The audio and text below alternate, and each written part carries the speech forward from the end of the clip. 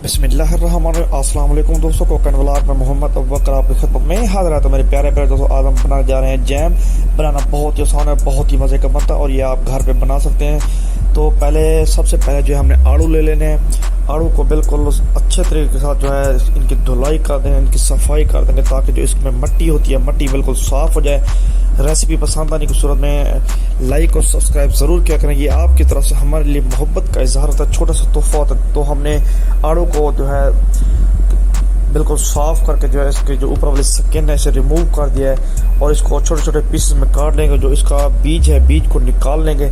तो देखिए अल्हम्दुलिल्लाह से इस दौरान सफाई का खास ख्याल रखना है और दरूद शरीफ का विर्द करते रहें ताकि अल्लाह पाक आपके रिज़्क़ में बरकत डाले। तो मेरे प्यारे प्यारे दोस्तों, इसे एक खूबसूरत से पैन में डाल देंगे और फ्राई पैन में डाल देंगे, कोई भी चीज़ अवेलेबल हो डाल देंगे और लो मीडियम फ्लेम पे इसे रखेंगे। और तकरीबन हमारे पास आधा कप जो है चीनी का है, चीनी का आधा कप इसमें डाल देंगे और आधा कप पानी डाल देंगे।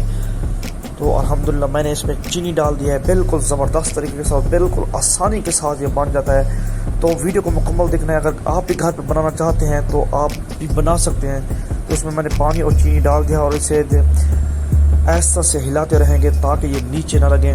तो माशाल्लाह से ज़बरदस्त तरीके से मैं आज बना के दिखाऊंगा। तो वह मेरे मालिक की शान देखें। तो अल्हम्दुलिल्लाह से ये बिल्कुल सॉफ्ट हो जाएंगे और बिल्कुल ये नरम और मुलायम हो जाएंगे, मक्खन की तरह ये नरम हो जाएगा।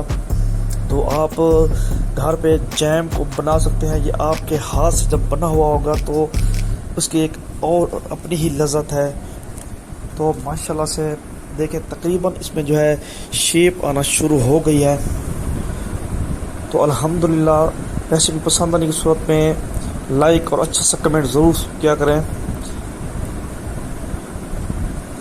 तो देखें ज़बरदस्त तरीके के साथ ये जैम की शक्ल इख्तियार कर गया है। तो अगली रेसिपी तक के लिए मोहम्मद अबू बकर को बहुत सारी दुआओं के साथ दें इजाज़त। अल्लाह हाफिज़।